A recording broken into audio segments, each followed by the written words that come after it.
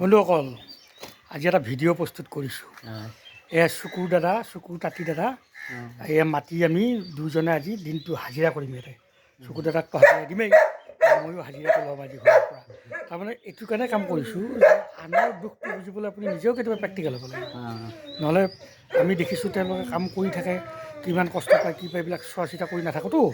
সেইকাৰণে আমি নিজেও কাম কৰিব লাগে। সেইকাৰণে মই আজি এই চকুৰ দাদাৰ লগত দিনটো কাম কৰিম আজি। এই চকুৰ দাদাই মই এই মাটিখিনি আমি পিছফালে ভৰাম।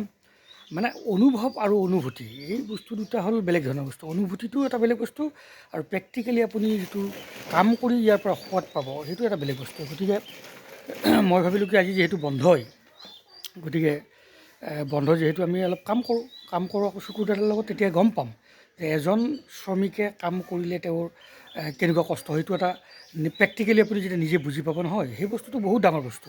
সেইকাৰণে আজি ঘৰতে কাম আৰম্ভ কৰিছোঁ। আজি বন্ধ যিহেতু, সেই বন্ধৰ সুযোগ লৈ কাম কৰিছোঁ। কাম কৰি যাম, দিনটো আজি কাম কৰিম চকুৰ দাদাৰ লগত, পূৰা দিনটো কাম কৰিম।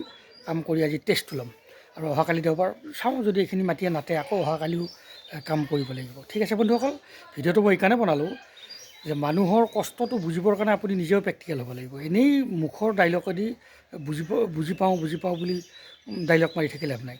ষ্টেজত ভাষণ দি তলত আহি সুধিব মোৰ ভাষণটো ভাল হৈছে নেকি, এই ধৰণৰ কথাবিলাকৰ ইমান এটা আপুনি দাম নাপাব, মানে আন্তৰিকতা নাথাকে সেই কথাবিলাকত। ষ্টেজত ভাষণ দিয়াটো সহজ, কিন্তু প্ৰেক্টিকেলি সেই বস্তুবিলাক কৰাটো টান।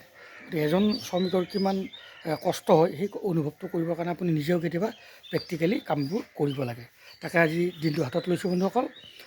মানে ভিডিঅ'টো এইকাৰণে বনালোঁ, কাম কৰি আছোঁ বুলিয়েই দেখুৱাবলৈ নহয়, যে কামটো কৰিলে নিজৰো ভাল লাগে আৰু আনৰ তেওঁৰ লগত যেতিয়া মই কাম কৰি থাকিম তেওঁৰ নিজৰো ভাল লাগিব ন। সেইটোৱে বন্ধুসকল। ঠিক আছে, চবেই কুশলে থাকক। ধন্যবাদ। জয় আই অসম।